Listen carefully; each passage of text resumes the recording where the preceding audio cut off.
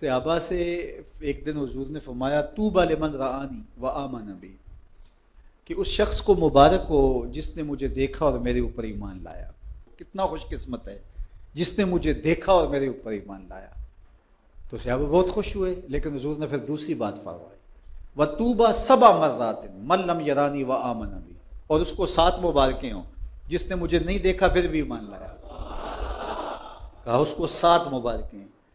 یار چاند سامنے ٹکڑے ہوتے ہوئے دیکھ کر ایمان لانا بڑی بات ہے، اگرچہ ابو جہل پھر بھی نہیں مانا تھا، لیکن ایک چیز دیکھی نا، حضور کا چہرہ دیکھا اور پتھروں سے چشمے پھوٹتے دیکھے، انگلیوں سے چشمے بہتے دیکھے، اور جو ہے وہ سورج کو پلٹتے دیکھا، درختوں کو سلامی دیتے ہوئے دیکھا، کھجوروں کو۔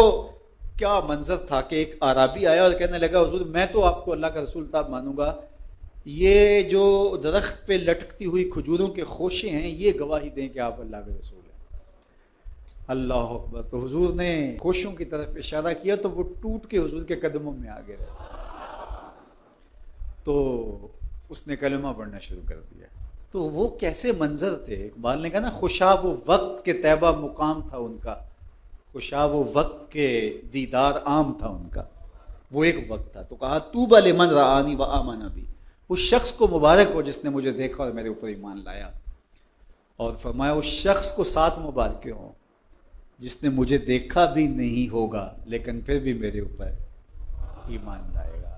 اللہ اکبر۔ وہ ہم تربوز لینے جاتے ہیں نا، جب ہم چھوٹے ہوتے تھے، اب تو کبھی لینے نہیں گئے، اس وقت 3 روپے 4 روپے کا ہوتا، یہ 3 روپے کا ہے۔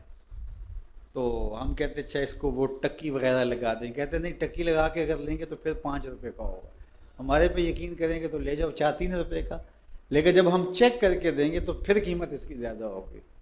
تو دیکھ کر کہا کہ اس کی قیمت یہ ہے، اور جو صدیوں بعد میں آئیں گے دیکھا بھی نہیں ہوگا، تو کہا 7 مرات، ان کو 7 مبارکیں ہوں۔ تو یہ 7 مبارکیں حضور کی جانب سے وصول کیجئے اور خوشی کا اظہار کیجئے، اور اپنی زندگی اسی خوشی میں تقوی کے نور سے مالا مال رکھیے۔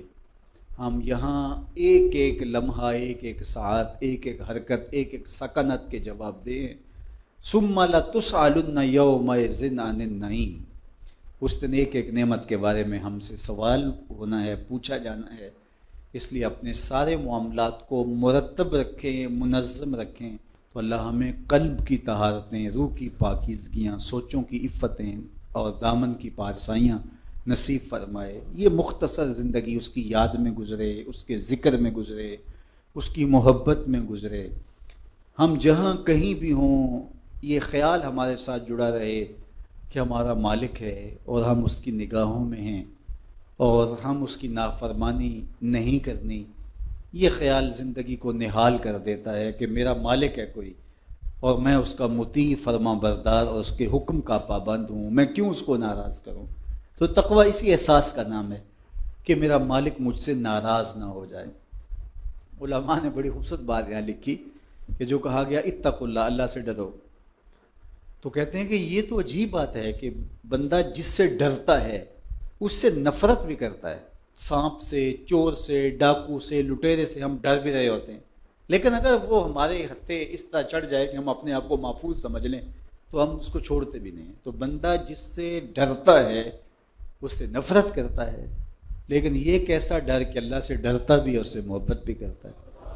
تو کہا باقیوں سے ڈرتا ہے ان کے گزند کی وجہ سے، اور اللہ سے ڈرتا ہے اس کی ناراضگی کی وجہ سے۔ بندہ جس سے محبت کرتا ہے اس کی ناراضگی سے ڈرتا نا، روٹھ نہ جائے، ناراض نہ ہو جائے، میری زندگی تو اس کی خوشیوں سے ہے، تو یہ روٹھ گیا تو میری زندگی زندگی رہے گی۔ تو اللہ سے ڈرنے کا یہی مفہوم ہے، تقوی کا یہی مفہوم ہے کہ بندہ ہر وقت اس احساس میں ڈوبا رہے کہ میرا مالک مجھ سے ناراض نہ ہو، میرا مالک مجھ سے راضی ہو۔ یہ احساس اگر انسان کے ساتھ جڑ گیا تو پھر اس کے اٹھنے والے قدم ہمیشہ اچھائی کی طرف جائیں گے، اس کی زبان سے نکلے والا جملہ اللہ کی رضا کے دائرے میں رہے گا، اس کی حرکات و سکانات اس کی رضا کے دائرے میں رہیں گی، اور وہ کبھی بھی نافرمانی کی طرف نہیں آئے گا۔